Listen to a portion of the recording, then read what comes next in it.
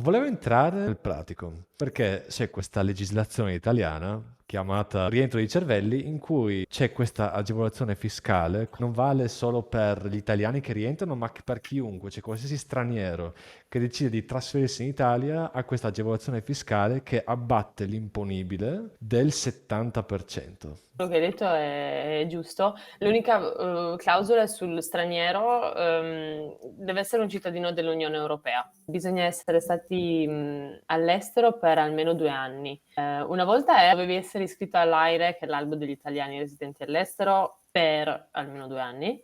Invece adesso non deve essere per forza l'AIRE, non so come poi si va a controllare che effettivamente tu abbia avuto residenza all'estero per 2 anni senza l'AIRE, perché io comunque ce l'avevo, ero iscritta, ero residente all'estero. Però nel momento poi quando rientri devi rientrare per una causa lavorativa, nel senso che rientrando con un contratto nel breve termine, poi viene tassato il 30% del tuo salario imponibile diminuisce. Solo una precisazione, tu sei stata assunta come dipendente in Italia oppure hai dovuto aprire partita IVA? Come Ok. dipendente però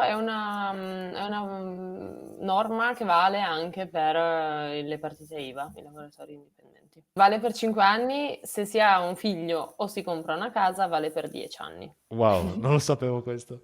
Ok, bene, news anche per chi ci ascolta, magari la mettiamo in descrizione. Ma diciamo che questa norma è un po' controversa in realtà. Alcuni la celebrano perché è simile a un'altra norma che esiste in Spagna, la Beckham Law per Mhm. David Beckham, in Olanda, questa tassa agevolata per chi entra nei Paesi Bassi. Però crea un po' delle distorsioni. Perché io, lavoratore straniero che viene in Italia o italiano che torna in Italia, deve essere privilegiato rispetto a chi ha vissuto in Italia e ha lavorato in Italia tutta la vita? Perché io devo avere il taglio di tasse del 70% e gli altri no. Però quello che volevo chiederti è se tu saresti entrata lo stesso anche senza le agevolazioni fiscali oppure no. Penso di sì, perché quello era solo un nice to have, insomma, ok, si può fare anche così, c'è questa possibilità, quindi perché non prenderla? Però la parte di decidere anche tra le due offerte,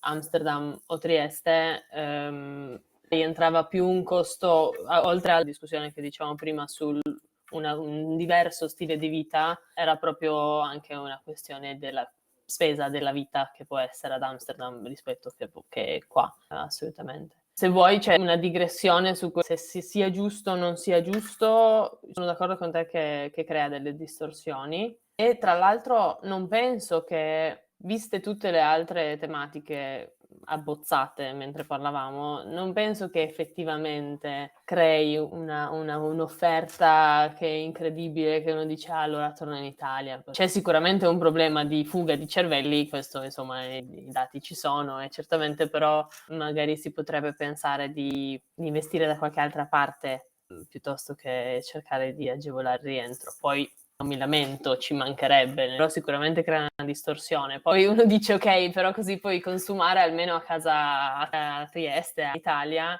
Sì, però io e altri quanti, no? Non è che poi si agevola chissà quanto a livello più macro.